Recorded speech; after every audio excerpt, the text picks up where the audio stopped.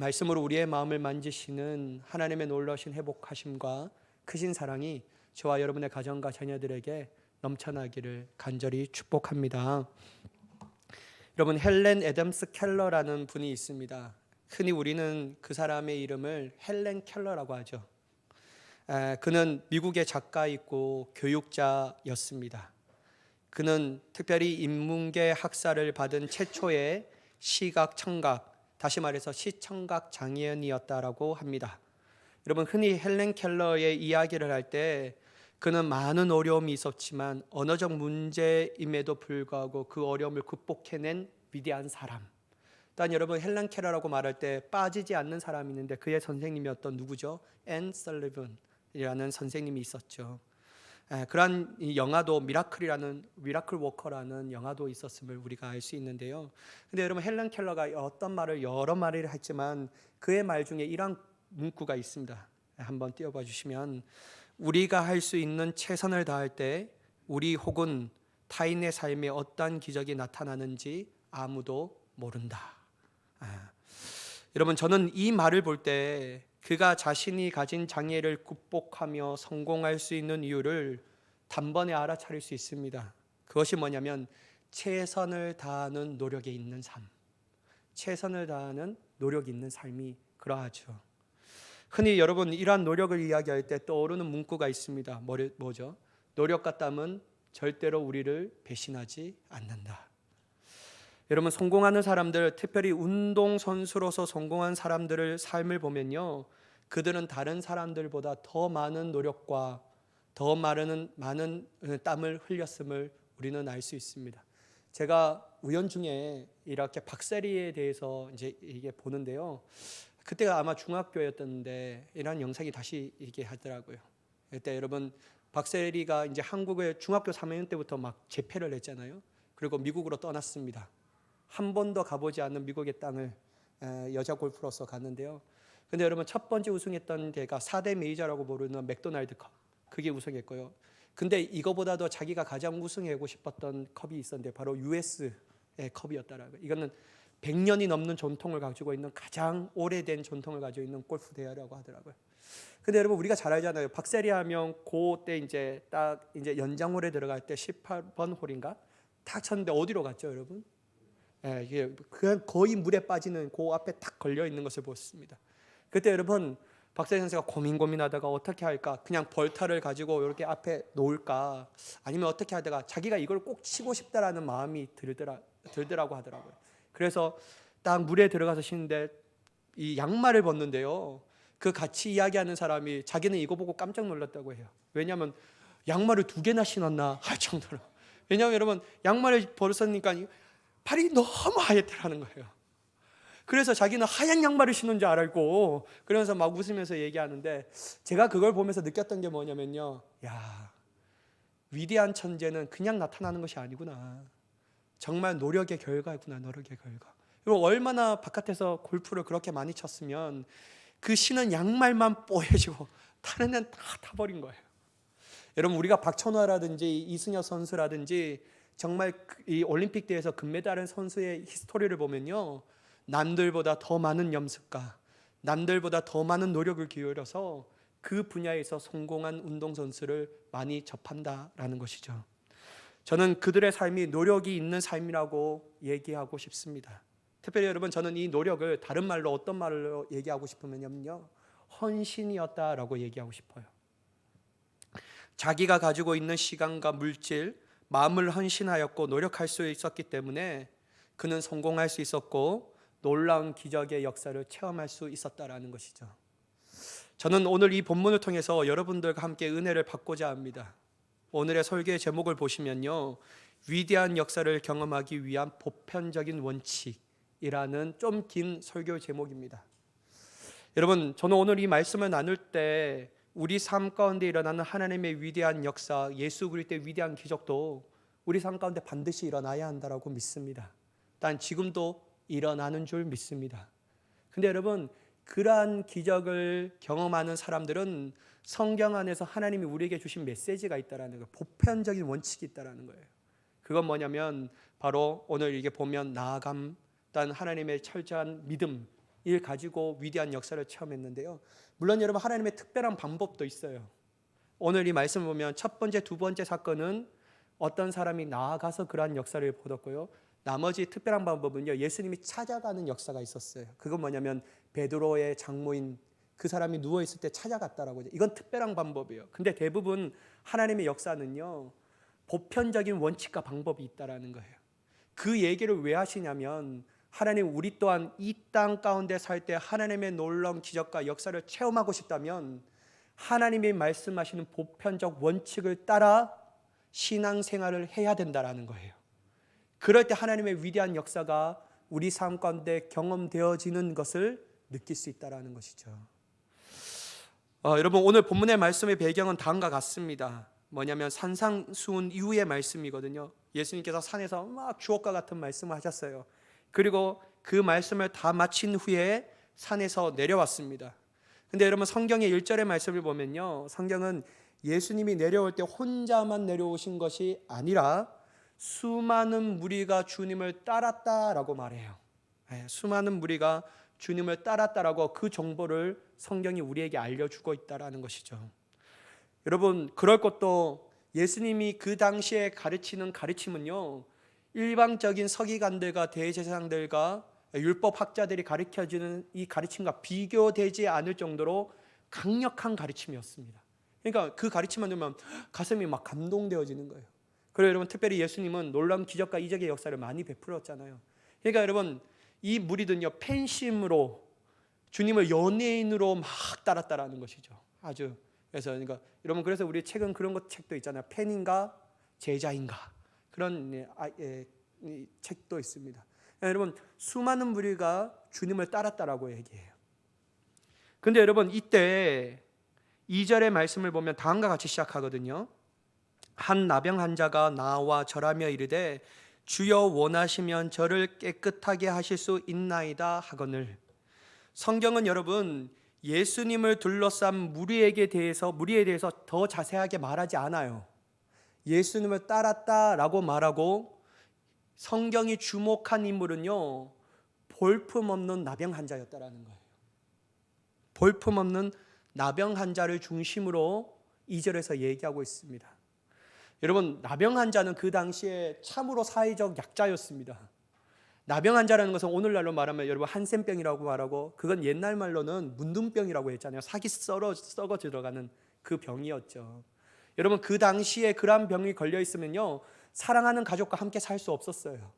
어떻게 했냐면 멀리 떨어져서 살았어야 합니다. 왜냐하면 율법을 보면 그들은 부정한 자라고 일컬음을 받았기 때문에 살아갈 수가 없었다라는 거예요. 여러분, 사랑하는 가족과 같이 있지 못하는 아픔은 너무나도 큰 아픔이었죠. 근데 여러분, 그 아픔보다도 더욱더 수치스러움이 있었어요. 그건 뭐냐면 자기들이 그 마을에 다시 들어가려면 어떻게 해야 되냐면요, 멀리 서서 사람들이 지나갈 때 주목하게 만들어야 됩니다. 보십시오, 나는 부정한 자입니다 소리쳐야만 했어요. 왜냐하면 자기와 딱 접촉되면요, 그 접촉된 모든 사람들이 부정한 사로 여겨졌기 때문에, 그렇기 때문에 자기와 함께 마주치지 않기 위해서, 이게 부딪히지 않기 위해서 멀리 서서 나는 부정한 사람입니다 외쳐야만 했다라는 거예요. 그러니까 여러분, 나병 환자의 삶은 너무나도 피곤하고 비참하고 너무나도 수치가 많은 사람이었다라는 건데, 근데 여러분, 성경은요, 수많은 무리에 대해서, 다수가 따른 무리에 대해서 얘기하는 것이 아니라 아주 나약하고 연약하고 사회적 약자인 나병 환자에 대해서 주목하고 있다라는 것입니다. 그 나병 환자가 어떻게 했습니까? 예수님 앞에 나와 절하며 이르되라고 쓰여졌다라는 것이죠. 저는 오늘 이 말씀을 읽는데요, 다른 단어보다도 어떤 구절이 제 마음 가운데 사로잡히냐면요, 나와 절하며라는 단어가 제 마음을 계속해서 막 요동치게 하는 거예요. 저 이 설교를 안 하려고 저번 주에 안 했잖아요. 다시 이 설교를 좀 뛰어넘을까 하다가 계속 이 설교를 주목하며 나아가는데요, 말씀 주목하는데, 금요 신명할 때 기도하는데요, 계속 이 말씀이 제 마음 가운데 막 와오는 거예요. 나와 절하며, 나와 절하며. 야, 이게 하나님이 주신 뜻이 뭔가? 왜 이 말씀을 하나님께서 계속 나에게 주목하게 하지? 그 마음이 막 들은 거예요. 그런데 여러분, 이 나병 환자만 나왔다라는 말이 하는 것이 아니라 5절의 말씀을 보면요, 백부장 사건에서도 요 말씀이 있는 거예요. 한번 보실까요? 5절의 말씀 보시면 예수께서 가버나움에 들어가시니 한 백부장이 나와 강구하며 라고 말하는 거예요. 나왔다란 말이 동일하게 쓰이고 뒤에 절하며라고 말하는 것도 있고 백부장은 강구하였다라는 거예요. 근데 여러분, 뒤어 보면 오늘날로 말하면 예수님 앞에 나와 요청했다라는 거예요. 다른 말로 말하면 기도했다라는 것이죠. 여러분, 이 백부장이라는 사람은요, 어느 정도 사회적인 지위가 있었던 사람입니다. 왜냐하면 그 당시에 백부장이라는 것은 100명의 군사를 거느리고 있는 중급 지휘관이었다라는 거예요. 근데 여러분, 이 말씀과 누가복음의 평행 구절이 있거든요. 그 말씀을 따라 보면요, 백부장은 그 당시에 유대인들에게, 이 사람은 유대인들에게 존경받았다라고 말해요. 그러니까 여러분, 상당하게 영향력이 있는 사람이었음은 분명하다라는 거예요. 여러분 한번 보세요.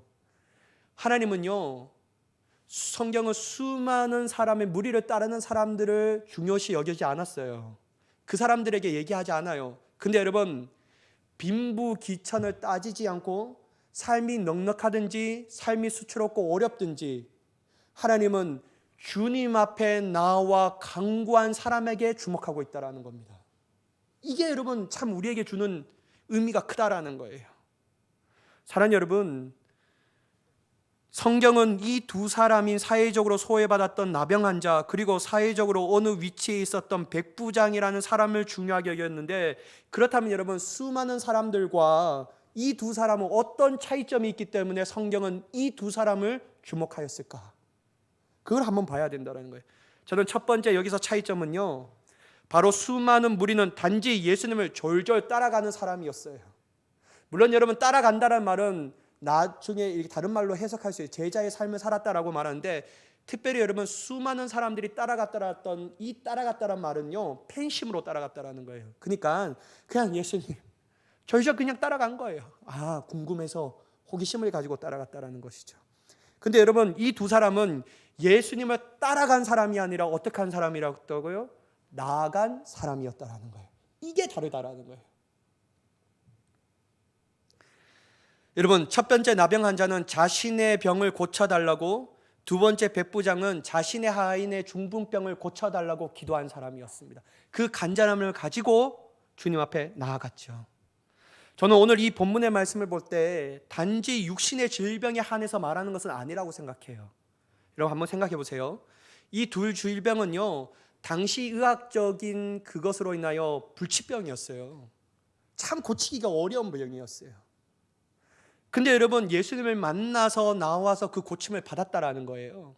그러면 오늘 성경에 읽는 우리에게 주님은 어떤 말씀을 하고자 하시는 건가? 이거라는 거예요. 내 힘으로 감당하고 이겨낼 수 없는 삶의 여타 모든 문제들을 주님 앞에 나온 사람, 그것도 갈급함과 간절한 사람은 하나님의 놀라운 기적과 역사를 체험할 수 있다는 거예요. 그걸 주님이 말씀하고 계시다라는 거예요. 결국 여러분, 예수님 앞에 나와 자신들의 갈급함을 예수님께 아뢰는 사람들은요, 나병 환자는 고침을 받았고 백부장 하인은 고침을 받았습니다. 한마디로 인간적으로 해결할 수 없는 것들을 예수님이 크신 권능으로 해결해 주셨다라는 거예요. 따라서 여러분, 우리는 수많은 무리가 이러한 놀라운 역사를 경험하였다는 것에는 성경은 말씀하고 있지 않는데, 이 두 사람에 관해서 이러한 놀라운 역사를 경험하였다는 것을 말하고 있다면 우리의 삶 또한 무리처럼 따르는 인생이 아니라 주님 앞에 나아가는 삶을 살아가는 자가 되어야 할 줄 믿습니다. 그게 중요하다라는 거예요. 나아가는 삶. 사랑하는 여러분, 여러분의 삶 가운데 예수님께서 베푸신 위대한 역사를 경험하고 싶지 않습니까? 저는 너무 경험하고 싶어요. 진짜예요. 물론 여러분, 이제까지 하나님께서 나에게 극적으로 베푸신 은혜도 있습니다. 그걸 간증을 하려면요, 한 일주일 잡고 간증을 해야 합니다. 근데 여러분, 어저께요, 제가요, 이러한 역사를 또 한 번 받고 싶더라고요. 뭐냐면요, 어저께 이제 저희 집사람이랑 교회 청소를 한 5시 해가 이제 청소를 하는데, 진짜 오랜만에 오신 집사님이 계셔요. 우리 교회는 나오지 않지만 우리 교회를 사랑하시는 집사님이 계셔요. 와서 여러분 밑에 보면 다육이 이렇게 넣었던 분도 그분이시거든요. 그래서 진짜 오랜만에 했는데 왜 오랜만에 왔냐면 한 달 반 동안 이 다리를 다쳐서 입원했다고 하더라고요. 그러면서 짜득짜득 하면서 진짜 오랜만에 뵀는데 그분이 나를 딱 보자마자 하는 말이 뭔지 아세요?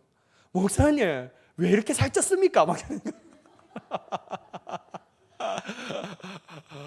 아유 허거하고 많은 말 중에 다른 말도 있는데 목사님 너무 반가워 이런 말은 있는데 왜 이렇게 살이 쪘습니까? 그래서 너무 편한 거 아닙니까? 막 그러는데 내 속도 모르고 막 진짜 그러면서 막 얘기하는 거예요. 막 이렇게요. 이 교회는 진짜 하나님이 이런 교회가 없다. 이 신도시에 이렇게 교회를 짓는 것은 참 불가능하다. 막 자기가 이러면서 하나님 특별한 목적을 따라 이 교회에서 짓는 게 목사님 하나님이 이 교회를 크게 하실 겁니다. 막 이런 얘기예요. 그건 너무 좋은데 또 살이 왜 이렇게 쪘습니까? 또 이렇게 얘기하는 거예요.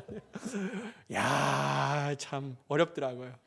그러면서 막 이렇게 얘기하면서 저를 위한 말씀이죠. 그러면서 제 마음 가운데 야 이거 잘못 비치다가 살찌면 게으른 목사라고 인정받을 수 있구나. 그러면서 하나님 살 10kg를 빼지게 해주세요. 막 이런 말이요. 여러분 가볍게 드리는 말씀이지만 제가 드리고 싶은 말씀은 뭐냐면요. 어떤 사람도 하나님의 놀라운 역사와 기적을 체험하고 싶지 않은 사람은 없다라는 거예요. 누구나 신앙생활하면 성경 안에 나오는 그 역사와 기적을 체험하고 싶다라는 거예요. 근데 여러분 역사와 기적을 체험하고 싶은 방법은요 하나님이 성경에 우리에게 말씀하고 있다는 거예요. 어떻게 해요? 따라가는 인생이 아닌 나오는 인생. 주님 앞에 나아갈 때 비로소 하나님은 우리를 주목하시고 우리의 간구를 들으시고 우리의 가람을 채워주시는 줄 믿습니다. 그래서 나아가야 돼요. 여러분 나아가는 신앙인이 되어야 돼요. 저는 여러분 예수님께 나아가는 것을 또 다른 말로 말씀드리고 싶거든요. 그게 뭐냐면 예수님 앞에 헌신하는 인생이 되어야 한다. 헌신하는 인생.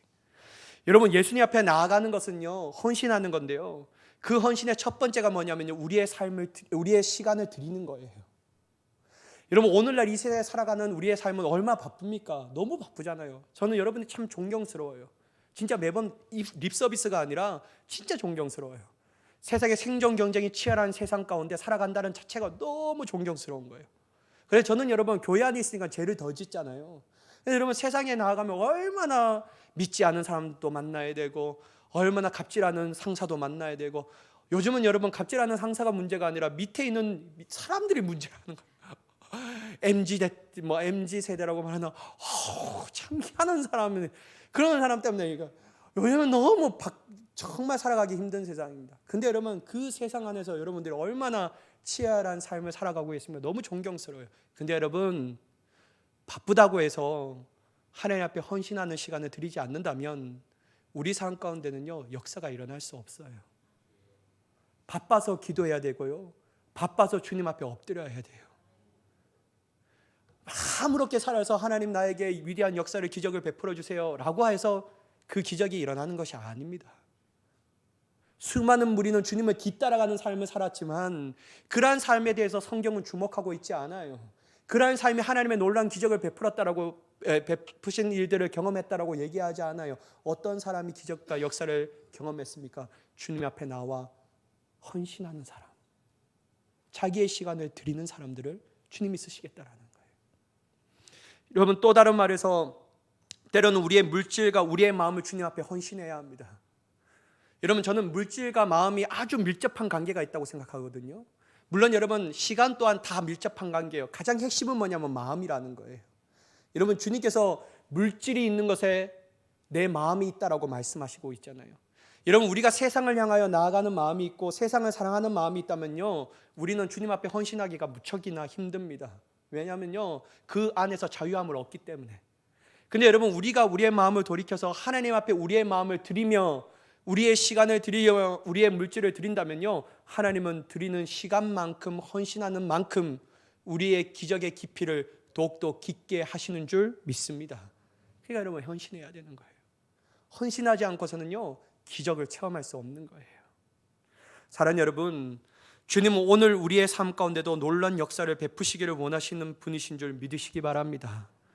우리의 힘으로 감당할 수 없는 문제와 어려움을 주님께서 해결해 주시기를 원하신다라는 거예요. 그러면 여러분 다른 거 하지 마시고 물론 삶 가운데 열심히 살아가지만 그 시간 안에서 하나님 앞에 구별하여 헌신할 수 있는 저와 여러분이 되기를 간절히 축복합니다. 여러분 진짜 나아가야 돼요. 나아갈 때 헌신하는 거예요. 나아갈 때 하나님을 깊게 만나는 거예요. 나아갈 때 우리의 삶을 변화시키시는 위대한 역사를 누리는 우리의 축복받은 인생이 되는 줄 믿습니다. 여러분 마태복음 11장 28절에 주님께서 우리에게 이렇게 말씀하시거든요. 한번 읽어보도록 하겠습니다. 시작. 수고하고 무거운 짐진 자들아 다 내게로 오라 내가 너를 쉬게 하리라. 여기서도 주님이 뭐라고 얘기하시죠? 제발 오라는 거예요. 제발 오라는 거예요. 수고하고 무거운 짐, 인생의 짐, 이게 뭡니까 여러분? 우리의 힘으로 도저히 해결할 수 없고 감당할 수 없는 모든 문제의 짐들을 너 혼자 지지 말고 주님 앞에 내어 맡기며 주님이 주시는 참된 쉼을 경험하라는 거예요. 근데 여러분 우리는 이걸 안 해요. 그러면서 왜 주님 나에게 저 사람은 그렇게 은혜를 받고 저 사람은 놀라운 기적을 베푸시는데 왜 나에게는 그렇지 않습니까? 라고 막 불평하고 원망하는 거예요. 근데 여러분 정작 우리는 주님 앞에 나가지 않는 거예요. 사랑하는 여러분, 무거운 짐, 어려운 짐, 인생에 감당하지 못할 인생의 무거운 짐들이 참 많습니다. 저는 여러분들이 어떠한 짐을 쥐고 있는지 잘 모르겠어요. 근데 분명한 것은 어떤 인생이든지 내가 감당하지 못한 것들이 있다라는 거예요. 근데 여러분 그 짐 홀로 지고 가면요 어려워요. 꼬입니다. 근데 주님 앞에 맡길 때 주님이 우리에게 온전한 쉼을 우리에게 허락하여 주시는 줄 믿습니다. 그러니까 내어 맡기는 인생, 그것도 나아가서 내어 맡기는 인생을 살아가는 우리가 되어야 할 줄 믿습니다.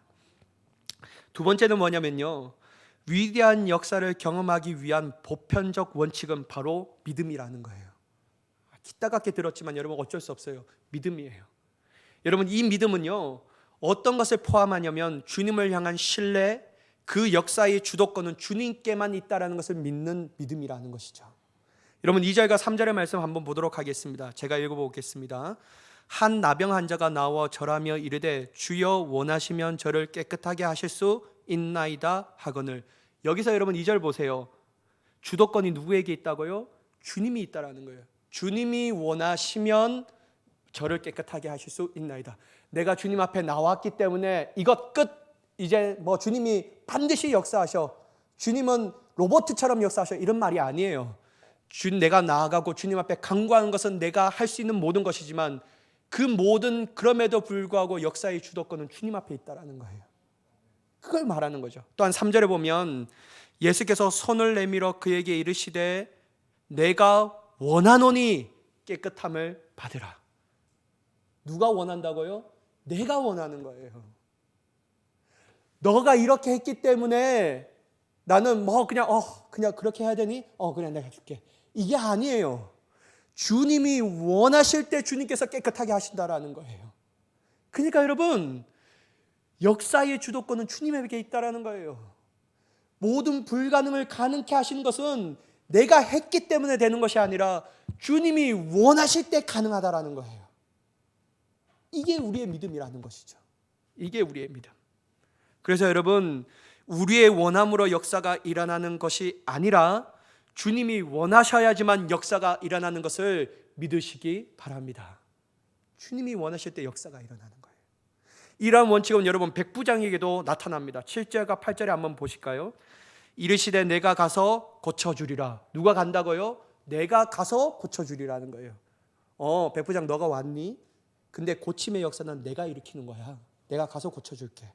근데 여러분 백부장의 믿음은요 이거보다도 한 차원의 믿음이었습니다. 나병 환자보다. 뭐라고 얘기하냐면 대답하여 이르되 주여 내 집에 들어오시면 나는 감당하지 못하겠사오니 다만 말씀으로만 하옵소서. 그러면 내 하인이 낫겠사옵나이다.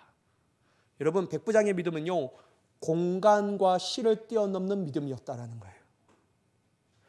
주님이 여기서 말씀하셔도 하나님은 주님은 전능하신 능력을 가졌기 때문에 그 말씀으로도 치유함을 얻게 되는 줄 믿습니다. 그러니 주님 오시는 수고 없이 여기서 주님 말씀하시옵소서.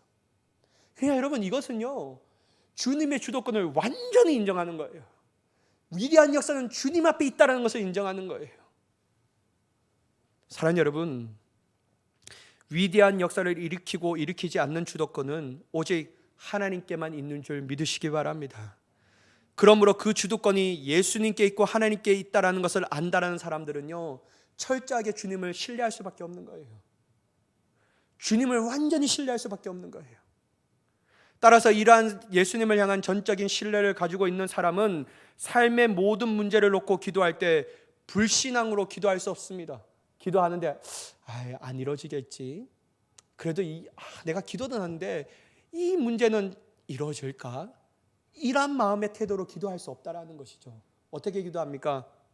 주님, 당신이 원하시면 반드시 됩니다. 이런 믿음으로 된다라는 거예요. 또한 자신이 원하고 바라는 시간에 기도에 응답이 되지 않았다고 낙심하며 포기할까요? 전혀 그렇지 않죠. 그렇지 않습니다. 절대로 그럴 수 없어요. 왜냐하면 주님을 향한 전적인 신뢰와 주도권이, 역사의 주도권이 주님 앞에 있다는 것을 확신하기 때문에 내가 원하는 시간이 이루어지는 것이 아니라 주님이 원하는 시간 가운데 반드시 이루어지는구나. 그러니까 여러분, 우리가 할 것은 뭐냐면요, 인내하고 참고 기다리며 기도하는 자가 되어야 할 줄 믿습니다. 이게 주님의 원칙이라는 거예요. 여러분, 그래서 그들이 포기하지 않고 주님을 향한 전적인 신뢰를 가지고 끝까지 기도하여 응답받아 하나님의 놀라운 역사를 체험했습니다. 그럼 여러분 잘 보세요. 이러한 역사를 체험했다고 해서 교만해질 수가 있을까요? 난 역사 받은 사람이야. 그래서 역사 받지 못한 사람들에게 대해서 믿음이 약한 사람들, 이렇게 구분 지으며 그들을 비난할 수 있을까요? 저는 그렇게 하지 못한다고 생각해요. 왜냐하면 그 역사의 주도권은 주님 앞에 있었기 때문에. 그러니까요, 감사한 거예요. 겸손해지는 거예요. 주님, 참으로 감사합니다. 이러한 교만한 인생에도 불구하고 주님이 개입하셔서 역사하셨군요. 그래, 여러분, 겸손해질 수밖에 없어요. 두 번째 뭐냐면요, 주님께서 단지 도구로 사용하신 한 사람에 대한 맹목적으로 따르지 않는 거예요. 여러분 이 가피풀에 보면요, 이런 신유의 역사가 일어나는 목사님이 있고 그 장로님이 있어요. 대표적으로 송기철 장로님이라는 분이 목사님은 아닌데 막 기도해요. 저기 보십시오, 2층에 관절염이 나왔습니다. 일어나서 막 하나님께 영광 돌리시라고 하면요, 진짜 일어나요. 진짜 일어난다니까요. 진짜 일어나서 막 박수치며 하나님 앞에 영광 돌립니다. 그리고 여러분, 저기서 지금 하나님께서 그 암을 치료하고 계십니다. 그 위암과 간암이 걸린 그 사람이 있는데 하나님께서 치료하시니까 지금 일어나서 하나님께 영광 돌리시오 하면 진짜 희한하게요, 여기 앉은 사람 중에 간암과 위암이 걸린 사람이 일어나서 하나님께 영광 돌려요. 저는요, 하나님의 역사인 줄 믿어요. 근데요, 결국 그 고쳐주는 사람이, 역사의 주도권이 하나님 앞에 있다면요, 사람 의식하지 않습니다. 송기철 장로님이 주님이 될 수가 없는 거예요. 사람이 내 인생의 주인이 될 수 없다라는 거예요. 유명한 사람들에게 가서 기도받고 이러한 삶 안 합니다. 샤머니즘도 아니고 그렇게 할 수 없어요. 왜냐하면 역사의 주도권은 주님 앞에 있으니까. 그래서 여러분, 사람을 따르는 것이 아니라 주님께 집중하며 따라 나아갈 수 있는 인생이 되는 줄 믿습니다. 그래서 신앙이 깊어지는 거예요. 사람은 온데 갔다 오고 구속한 주만 보이게 되는 것이죠. 사랑하는 여러분, 그렇다면 여러분, 모든 것이 주님 앞에 있는데 왜 이러한 주님을 어떻게 믿을 수 있는가? 무슨 근거인가? 왜요? 다른 사람을 믿어도 믿으면 안 되고 왜 예수님만 믿고 이렇게 따라 나가야 되는가? 그게 이유가 있다라는 것이죠. 본문의 17절 말씀을 한번 우리가 같이 읽어보도록 하겠습니다. 17절 말씀인데요, 시작. 이는 선지자 이사야를 통하여 하신 말씀에 우리의 연약한 것을 친히 담당하시고 병을 짊어지셨도다 함을 이루려 하심이더라. 아멘. 여러분, 하나님께서는요, 이사야 선지자의 입술을 통하여 앞으로 오실 메시아가 하실 일들에 대해서 얘기해요. 특별히 하나님의 사명을, 어떠한 사명을 감당하실 건가에 대해서 말씀하시죠. 그 말씀이 뭡니까? 오실 메시아는 우리의 병을 고쳐주시며 친히 감당하신 예수님이라고 말씀하신다라는 것이죠. 여러분, 이건 하나님의 약속입니다. 그리고 예언이에요. 여러분, 이 땅에 수많은 진리라고 말하지만 유일한 진리는 하나님의 말씀밖에 없는 줄 믿습니다. 세상이 다 변하고 꽂힌 시대로도요, 하나님의 말씀은 영영이 섭니다. 왜냐하면 그것은 죽을 때까지 우리를 향한 생명의 말씀이기 때문에. 그래서 여러분, 하나님의 말씀, 즉 온전한 진리이신 하나님의 말씀이 예수님께서만 하실 수 있는 일들에 대하여 분명하게 말씀하고 있기 때문에 우리는 그 말씀을 신뢰하며 믿고 나아갈 수 있게 된 줄 믿습니다. 그러니까 이분이 예수님이기 때문에, 그렇게 하실 분이 예수님을 가리키고 있기 때문에 사람을 바라보지 않고 주님을 신뢰하며 나아갈 수 있다는 거예요. 오직 한 사람, 예수님을 통하여 우리의 육신의 질병이 낫게 됐다는 것. 이걸 주님이 우리에게 말씀하고 있기 때문에 우리는 신뢰할 수 있다는 것이죠. 사랑하는 여러분, 우리 모두 다 하나님의 위대하신 역사를 체험할 수 있는 줄 믿습니다.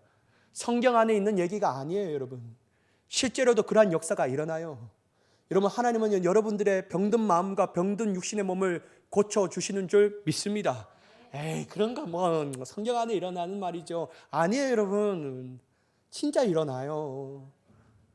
천지의 창조주께서 하실 못할 일들이 무엇이 있겠냐라는 거예요. 무에서 유를 창조하신 하나님께서 이 땅에 능치 못함이 무엇이 있겠냐라는 거예요. 하나님은 우리의 육신의 병을 고쳐주시는 줄 믿습니다. 그러니까 여러분, 한계를 짓지 마세요. 한계를 짓지 마세요. 주님 고쳐주셔요. 또한 여러분, 우리의 모든 문제를, 해결할 수 없는 모든 문제를 주님께서 우리를 고쳐주시는 줄, 해결해 주시는 줄 믿습니다. 이 문제는 해결하시 아니에요. 주님 해결하시고도 남으신 분이에요. 이러한 역사를 우리가 바라야 되는 거예요. 성경 안에 있는 신화적 문제 그런 거 아니에요, 여러분. 진짜 일어나는 이야기예요. 지금 현실에도 주님의 역사는 우리를 향하여 흐르고 있고, 주님 또한 우리를 향하여 그 역사를 받기를 원하시는 줄 믿으시기 바랍니다. 주님 우리 그 역사를 베풀어 주시길 원하셔요. 근데 왜 우리의 삶 가운데 이런 역사가 일어나지 않는가? 우리는 그러한 하나님을 신뢰하지 못하기 때문이죠.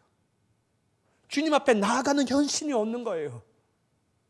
온전한 믿음으로 나아가지 못하기 때문에, 보편적인 원칙을 따라 나아가지 못하기 때문에 그냥 이건 딴 나라 사람이고 이건 믿음이 좋은 사람들의 얘기고 나에게는 주님이 이런 것을 베푸지 않으실 거야 라고 우리가 미리 예단하며 나아가는 것이요. 여러분, 불쌍한 겁니다. 이거 하나님은요, 지금도 저와 여러분의 삶 가운데 이러한 위대한 역사를 일으키시기를 간절히 원하시는 분이신 줄 믿으시기 바랍니다.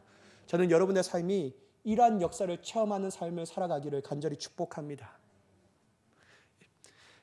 여러분, 이 마가복음 9장 23절에 주님께서 우리에게 이렇게 말씀하셨거든요. 한번 읽어보도록 하겠습니다. 시작.